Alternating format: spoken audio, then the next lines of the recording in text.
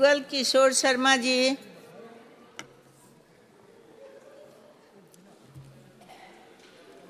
धन्यवाद महोदया जी।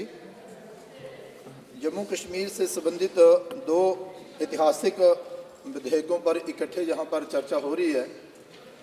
एक संविधान अनुसूचित जनजातीय आदेश विधेयक संशोधन विधेयक 2023 और दूसरा संविधान अनुसूचित जातियाँ आदेश संशोधन विधेयक 2023 को पास करने पर यहाँ पर चर्चा हो रही है।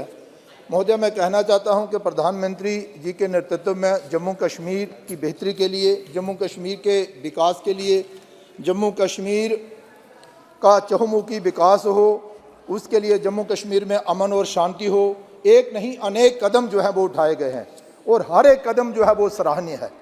और विशेष तौर पर जब से धारा 370 हटी है तब से तो जम्मू कश्मीर के बाग ही खुल गए। और मैं बताना चाहता हूं कि आज का ही दिन आप देखिए तो आज के ही दिन की अगर मैं बात करूं तो ओबीसी वर्ग, जो हमारा पिछड़ा वर्ग के लोगों को स्थानीय निकाय एवं पंचायतों में माता बहनों को आरक्षण देने की व्यवस्था जो है वो आज इस सदन ने की है। और उसके साथ ही यहाँ पर जो दूसरा विधेयक अभी जिस पर चर्चा हो रही है, वाल्मीकि समुदाय के लोगों को ऐसी स्टेटस देने की बात हो रही है और ये बहुत ही अच्छी बात है। और अब दूसरा जो है तीसरा, अब पहाड़ियों को एसटी स्टेटस देने की बात जो है वो हो रही है। महोदय, मैं बताना चाहता हूँ कि ये विधेयक बहुत महत्वपूर्ण विधेयक हैं और ऐतिहासिक विधेयक हैं। जम्मू कश्मीर में 70 वर्षों से अराजकता और अन्याय का दौर जो था वो चल रहा था और ये विशेष तौर पर नेशनल कॉन्फ्रेंस, कांग्रेस और पीडीपी के दौर में चला। लोग असहाय थे, मजबूर थे, लोगों के साथ कई किस्म की यातनाएं दी जा रही थी, गुनाह हो रहे थे, लेकिन लोग सहन करते जा रहे थे, लोगों की पेश कोई नहीं चलती थी। लेकिन महोदय, मैं बताना चाहता हूं कि जम्मू कश्मीर के वासियों को एक गुलाम बनाकर रखा था, विशेष तौर पर 3 परिवारों ने, जिनकी मैं अभी अभी बात कर रहा था। और उन्होंने लूट खसूट का दौर जो था वो जारी रखा था, अपने परिवार की चिंता और नागरिकों को परेशानियों देने के सिवाय उन्होंने कुछ नहीं किया। महोदय, मैं बताना चाहता हूं कि नेशनल कॉन्फ्रेंस हो, कांग्रेस हो या पीडीपी, जम्मू कश्मीर की जनता के साथ हमेशा धोखा, साजिश, गुनाह किया है और उन लोगों को गुमराह किया है।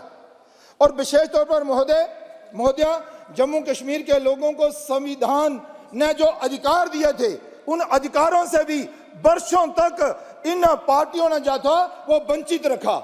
मैं बताना चाहता हूं महोदय, वहां के हुक्मरानों ने वो सारे जो हक थे जम्मू कश्मीर के लोगों के, उनको छीन के रखा और उन तक वो हक नहीं पहुंचाए। जम्मू कश्मीर के लोगों पर जुल्म और सितम का दौर देखा है, सुनने वाला कोई नहीं था। लेकिन महोदय, मैं आपको बताना चाहता हूं, रोशनी की किरण 2014 में नजर आई जब प्रधानमंत्री नरेंद्र भाई मोदी जी ने सेवक के रूप में बागडोर संभाली और लाल किले से यह घोषणा की कि सबका साथ, सबका विकास होगा। तब जम्मू कश्मीर के लोगों को एक रोशनी की किरण जो है वो नजर आई और उन्हें यह विश्वास हो गया कि अब जम्मू कश्मीर की जनता के साथ जो है वो इंसाफ होगा। जम्मू कश्मीर के लोगों को विश्वास हो गया कि अब होगा इंसाफ। सबसे पहले गुज्जर बकरवाल, गद्दी, सिब्बी जो अपने हकों को लेकर बरसों से चिल्ला रहे थे, उनको इंसाफ दिया गया, उनको जमीनों का मालिकाना हक दिया गया और गुज्जर बकरवालों को पॉलिटिकल रिजर्वेशन जो है वो दी गई। महोदय, मैं बताना चाहता हूं कि देखिए 50 सालों की मांग ओबीसी के वर्ग के साथ जो इंसाफ है वो भी अब जाकर हुआ है। लेकिन इसके साथ ही वाल्मीकि समाज की बात करूं, पीओजेके के लोग जो थे बरसों से दर बदर की ठोकरें खा रहे थे, उनको भी इंसाफ देने का काम देश के प्रधानमंत्री नरेंद्र भाई मोदी जी ने किया है। वेस्ट पाकिस्तान के रिफ्यूजी जो बरसों से जम्मू कश्मीर में रह रहे थे लेकिन उनको नागरिकता ही नहीं दी गई थी, ये नेशनल कॉन्फ्रेंस के लोगों ने धोखा किया था उनके साथ। सिर्फ लोल लुभावने नारे देकर वोटों की राजनीति करते थे, वोट बैंक की राजनीति। लेकिन अब जाकर उनके साथ भी इंसाफ हुआ है, उनको भी नागरिकता जो है वो मिली है, वो सारी योजनाओं का लाभ ले रहे हैं जो देश के नागरिक ले रहे हैं।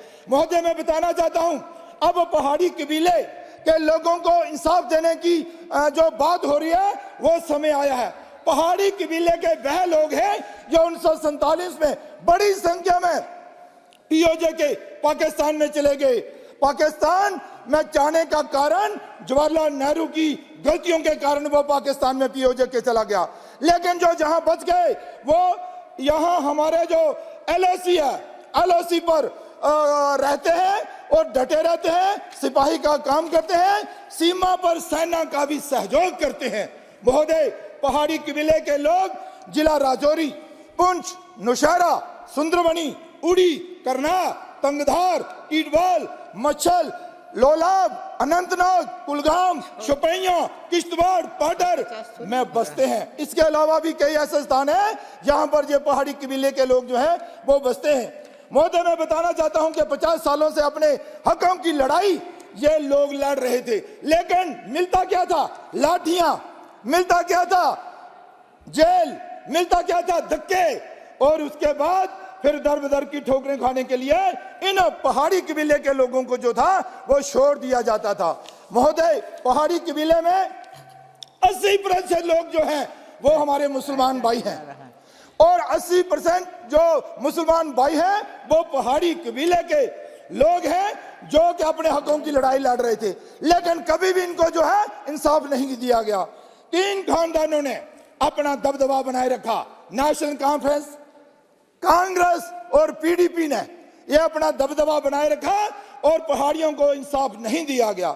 महोदय, 15 अगस्त 2019 को लाल किला से पहाड़ी कबीले का जिक्र किया प्रधानमंत्री नरेंद्र भाई मोदी जी ने, और तब पहाड़ियों को जब विश्वास हो गया कि अब हमें इंसाफ मिलेगा और उनको एक आशा बनी कि अब हमारे साथ इंसाफ होगा।